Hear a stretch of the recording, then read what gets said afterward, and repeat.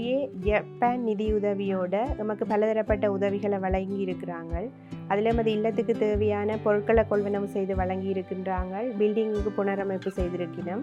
அதை விட நம்ம ஸ்டாஃபோட கெப்பாசிட்டியை பில்ட் பண்ணுறதுக்கான ட்ரைனிங்ஸ் எல்லாம் தந்திருக்கிறாங்க. இது எங்களுக்கு நிறைய உதவியாக இருந்தது. ஏன்னா முதல் எங்கள்கிட்ட இல்லாத திங்ஸ் எல்லாம் இந்த UNFPA ஃபண்ட் மூலமாக நமக்கு கிடைக்கப்பெற்றிருக்கு. இதை வச்சு நமது இல்லத்தின் வளத்தை நாம் இன்னும் கூட்டி இருக்கிறோம்னு தான் சொல்ல வேணும். இந்த ட்ரைனிங்ஸ் மூலம் எங்களோட பற்றி வெளியுலகம் அறிஞ்சிருக்குது. அதை விட எங்களால் என்னென்ன செய்ய இயலும்ன்றதை பற்றியும் எங்களோட ஒர்க் பண்ணுற ஸ்டேக் ஹோல்டர்ஸ் அறிஞ்சிருக்கிறாங்க. இதன் மூலம் எங்களுக்கு இப்போ வர்ற துணை நாடிகளின் அளவு கூடி இருக்குன்னு தான் சொல்ல வேணும். இந்த சேஃப் ஹவுஸில் அனுமதிக்கப்பட்ட ஒரு கிளைண்டோட வாழ்க்கை எங்கள் மூலமாக மாற்றப்பட்டிருக்குதுன்றதை இதில் நான் சொல்கிறதுல உண்மையில் பெருமைப்படுகிறேன்.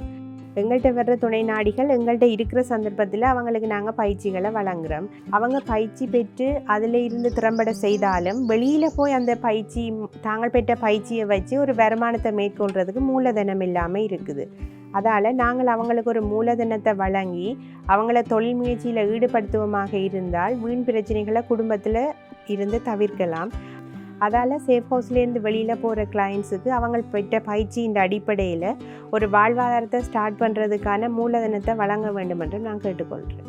இதில் நமக்கு உதவி செய்த UNFPA நிறுவனத்துக்கு இந்த தருணத்தில் நன்றியையும் தெரிவித்துக் கொள்கிறேன்.